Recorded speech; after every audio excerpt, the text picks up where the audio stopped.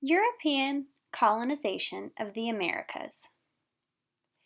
In 1492, Christopher Columbus, sponsored by Spain, took off to find a new route to Asia and accidentally discovered the Americas.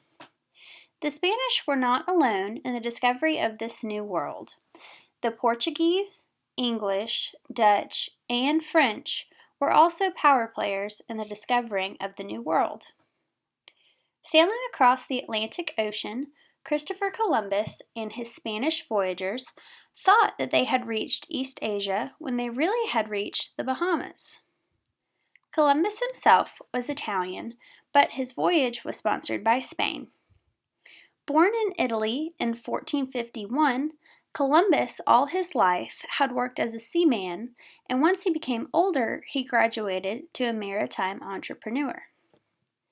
His eyes were set on pioneering a western route to Cathay, or China, India, and the Gold Spice Islands of Asia. At the time, there was no such thing as a direct sea route to southern Asia. The route that sailed through the Red Sea was closed to Europeans by the Ottoman Empire, so they were forced to find another route or continue the route they were sailing. On August 3, 1492, Columbus set sail from Palos, Spain, with 3 ships, the Nina, the Pinta, and the Santa Maria. La Niña, which is Spanish for the girl, followed in tradition, bearing a female saint's name, Santa Clara. However, her nickname was La Niña, which stuck throughout history. La Niña was a standard caravel-type vessel.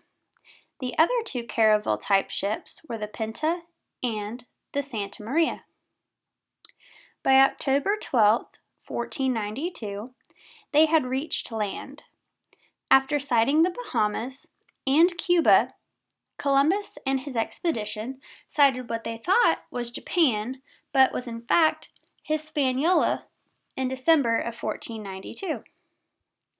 While there are many other countries involved in the exploration of the Americas, Spain was granted the title of the first European power to settle and colonize North America, the Caribbean, and also South America. On behalf of England, John Cabot landed on the North American coast in 1497. Unknown to most, Portugal was one of the primary players in the discovery of the New World. Navigator Prince Henry took Portugal along the ride for looking for the new route to Asia. The Portuguese gained a multitude of information from sailing around Africa. When the Europeans landed in the New World, they came upon native people who they called Indians, since they believed that they had reached India. The Europeans described the people of the Bahamas as remarkable. They were hospitable, and their belief in sharing was astounding.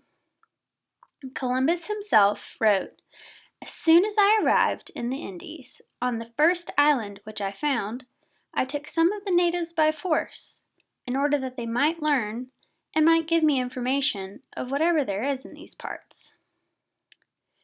Columbus and his men had one question in mind when they landed. Where is the gold? The reason they were in search of the gold was because it was thought that in India and Asia there was gold, spices, as well as silks. Marco Polo and others had brought back such things, so why couldn't they? Spain had sponsored Columbus's voyage on the promise that he would bring back such riches. And, in return, Columbus was to receive 10% of the entire profit. Much to everyone's surprise, he did not discover gold, silks, or spices, but an entire continent unknown to any of the European nations as a new world.